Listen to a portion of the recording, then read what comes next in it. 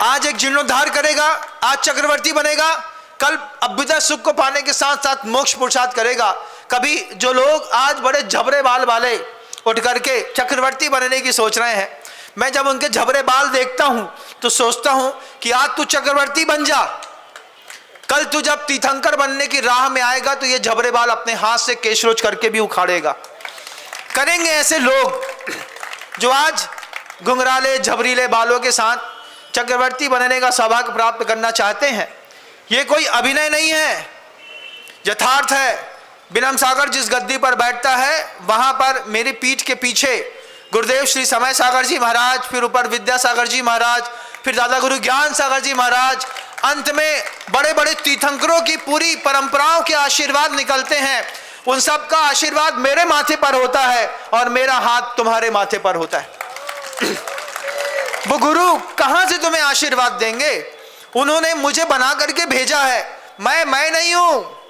तुम मुझे विनम्र सागर के नाम से मत जानना, तुम मुझे उस तीर्थ परंपरा संवाहक के नाम से समझना कि इस साधु के पीछे कितने बड़े बड़े आचार्य बैठे हैं, जिनके मैं गुणगान गाता हूं, जिनकी मैं जय जयकार करता हूं, जिनके सामने मैं माथा झुकाता हूं बेअदृश्य रूप से।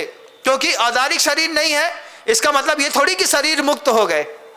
5 प्रकार के शरीरों में रहने के आदी हैं हम, औदारिक, वैक्रियक, आहारक, तेजस, कामरानी, शरीरानी। सूत पड़ा है ना? तो नहीं है मेरे गुरु का औदारिक शरीर मेरे पास, लेकिन अभी उनका वैक्रियक शरीर, आहारक शरीर, तेजस, कार्मण शरीर जो आंख से दिखाई नहीं देता, इस अदृश्य शरीर से वो मेरे माथे पर हाथ रखते हैं और बोलते हैं विनम्र शाबाश, लगे रह। फिर मैं उनको सुबह सुबह उठता हूं, हाथ जोड़ता हूं, नमस्कार करता हूं, गुरु वर्गणा को समझता हूं, ग्रहण करता हूं, पूछता हूं गुरुदेव आप प्रसन्न तो है ना मुझसे? गुरुदेव वहां से आशीर्वाद देते हैं मुस्कुरा करके। विनम्र तो बोलते नहीं मेरे गुरुजी, आज भी नम्र ही बोलते, वो भी मुझसे सपने में बोलते नम्र, अच्छा आशीर्वाद है, लगे रहो, लगे रहना। मैं कहा बस गुरुजी आप खुश रहिए। भले औदारिक शरीर से आप दिखाई नहीं देते, लेकिन वैक्रियक, आहारक, तेजस, कार्मण शरीर से आप जहां भी हैं वहां से मुझे आशीर्वाद दीजिए। देखता हूं तो एक बहुत लंबी परंपरा है, उस लंबी परंपरा के बीच में आज गुरुजी ने मुझे रखा है। वे मेरे सिर पर हाथ रखते हैं, मैं अपना हाथ तुम्हारे माथ के ऊपर रख करके तुम्हें बस 2 चीजें दिखाता हूं कि अपनी दर्शन मोहनी और चारित्र मोहनी दोनों कर्म को मद्दा करो। तीव्र सातिशय साता वेदनी कर्म का 9 कर्म है।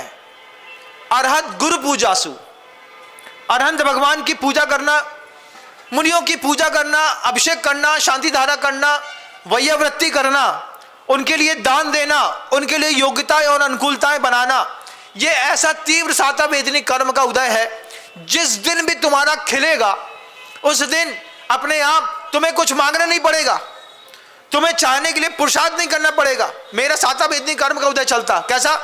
मैं कुछ सोचता हूं कि मुझे ये चाहिए और सामने वाला आकर के मुझसे बोलता है महाराज ये चीज आप ले लीजिए, खुद देता है वो।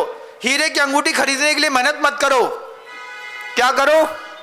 ऐसा कुछ पुण्य कमाओ कि खुद हीरे की अंगूठी कोई और खरीदे और तुम्हारे हाथ में डाल करके बोले ये तुम्हारे लिए लेकर के आए। होता है कि नहीं? होता है। ऐसा भी होता है बंधुओं, जब बड़े बड़े ऑफिसर बनते हैं ना तो ऐसे आदमी उतार करके ऐसा धर करके चला आता है। ऐसा कुछ करो कमाल जिसकी तुम्हें आज जरूरत है। अपने दर्शन मोहनी, अपने चारित्र मोहनी कर्म को काटो। गिरगिट जैसी जिंदगी मत जियो। गिरगिट कम रंग बदलता है बंधु, इंसान गिरगिट से भी ज्यादा रंग बदलता है। कैसा कैसा रंग बदलता है?